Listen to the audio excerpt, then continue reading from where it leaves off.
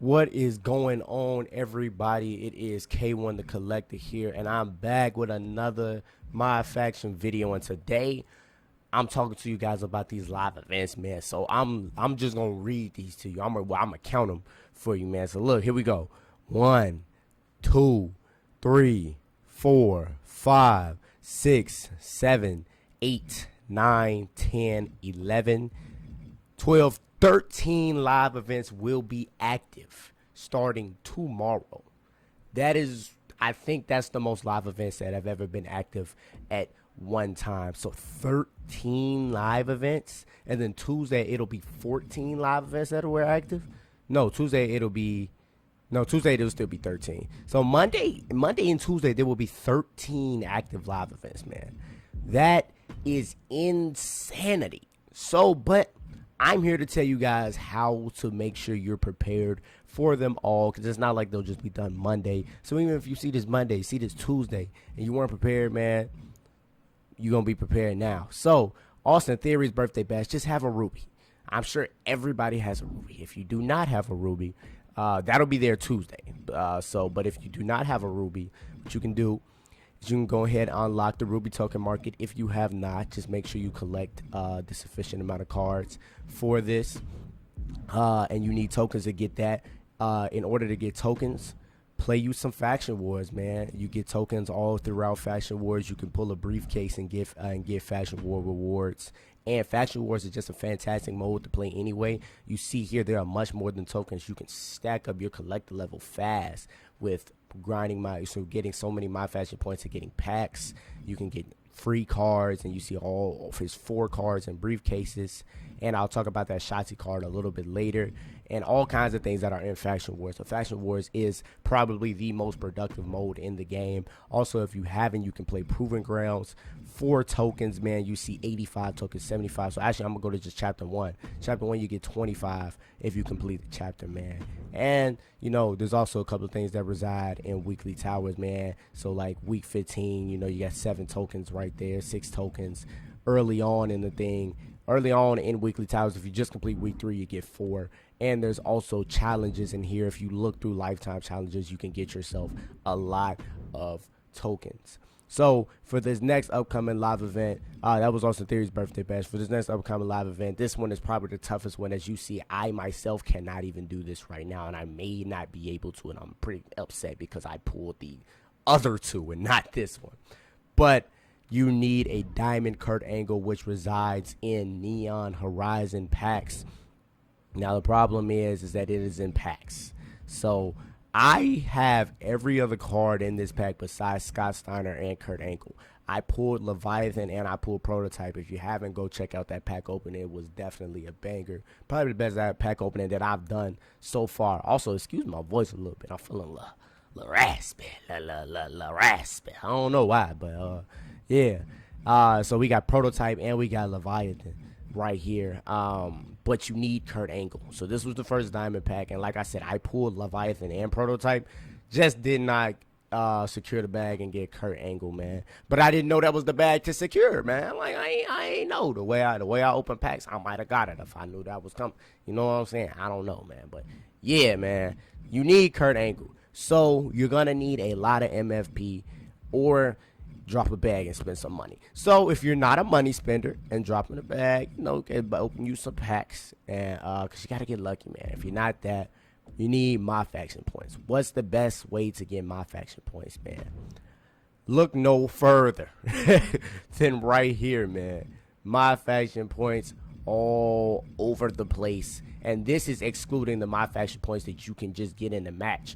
Dude, you get like 300, 400 MyFaction points in a match. So for your first win, you might leave with like 650, 700 MyFaction points. You could. Like it's possible, 600 MyFaction points. Like right here, you're getting a guarantee. Once you get to 21 wins, you're getting a guarantee 1,000 every 3 wins. Yeah, can I do math? Yeah, wait, just about like around about there, like 3-4 wins. You're getting a guarantee 1,000 plus MFP. So you can stack up MFP really fast if you do Faction Wars. And if you find a way to like do Faction Wars really quick, the method won't even be that hard. The way I do it, just for reference, go to a team. What I would do is I'd recommend picking, like, make sure you have your favorite card or whatever. You can pick either like your favorite card and 3 bronzes, or your favorite or like 3 regular cards and 1 bronze.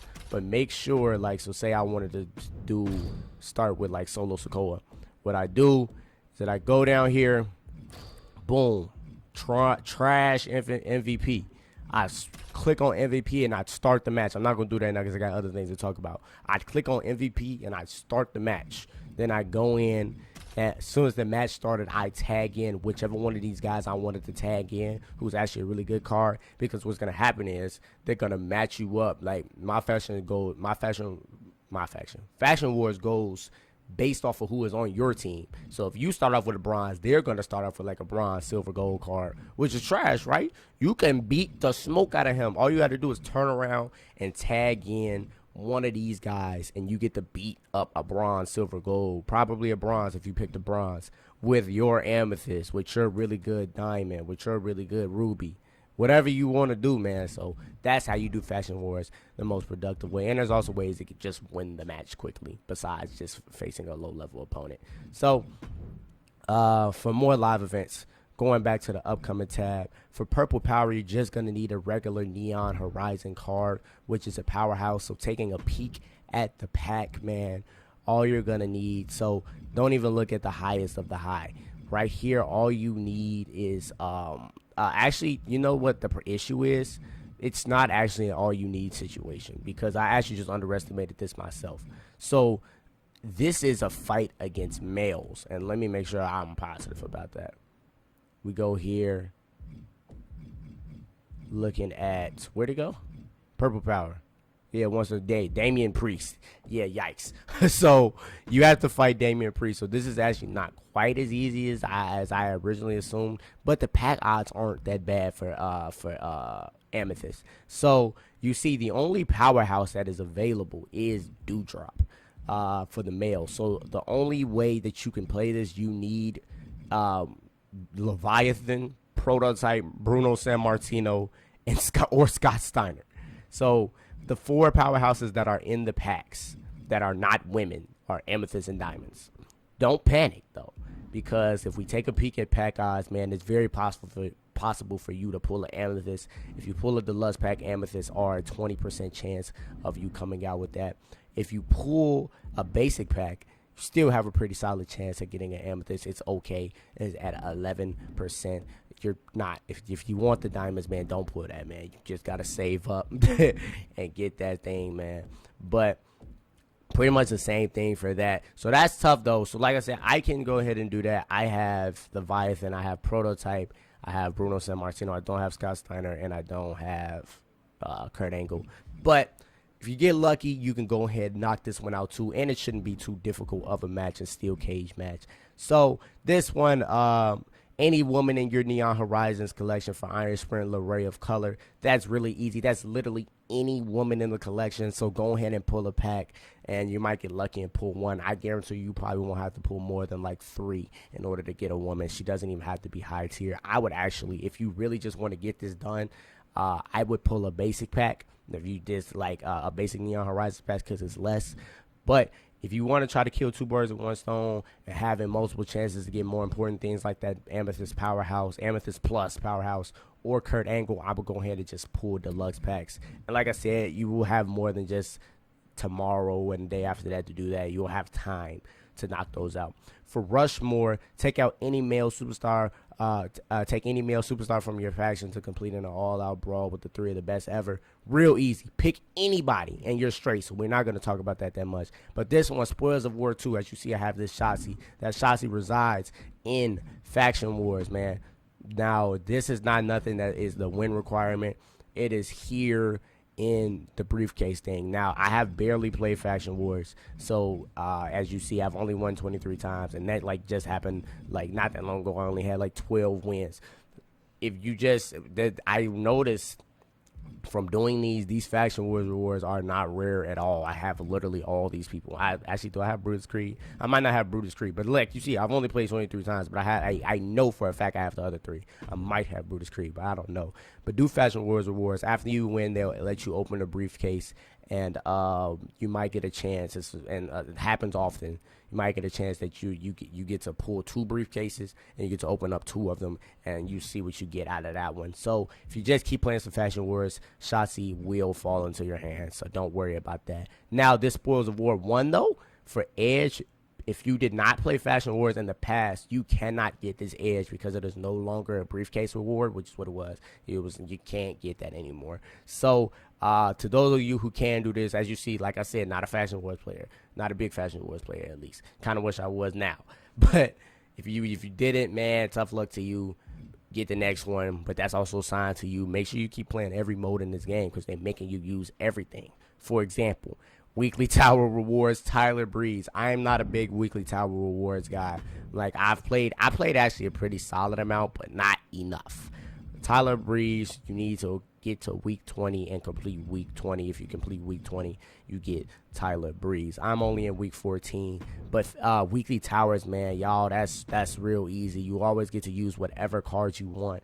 Make sure you use women and males that have merciless opportunists to knock these out really, really quickly. The MyFaction point requirements are really, really low, man. So you guys can knock that out really fast, and it won't be that big of a deal.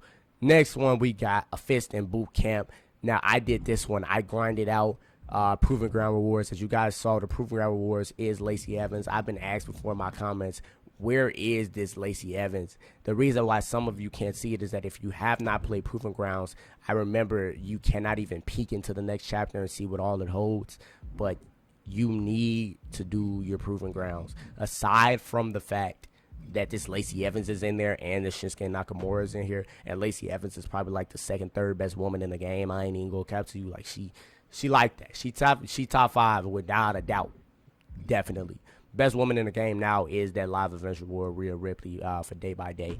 But yeah, Lacey, you definitely need to go get this Lacey. And there are so many tokens within Proving Grounds. I highly recommend completing your Proving Grounds and just going ahead and doing that grind. It is very, very worth it. Because of that, I was able to grab 15 people from the Amethyst token market the day that it dropped, which is crazy. So even stronger style, exact same thing, man. You got to complete Proving Grounds. You get Lacey Evans and Shinsuke Nakamura at the same time if you complete your Proving Grounds, and you see the reward for them. You get a diamond Charlotte Flair and a diamond AJ Styles. Charlotte Flair might give Rhea a run for her money in terms of how good she is in the game. And the Queen of the Hill. More Proving Grounds. You get this really early in Proving Grounds because you see it's only an Emerald. Shayna Baszler.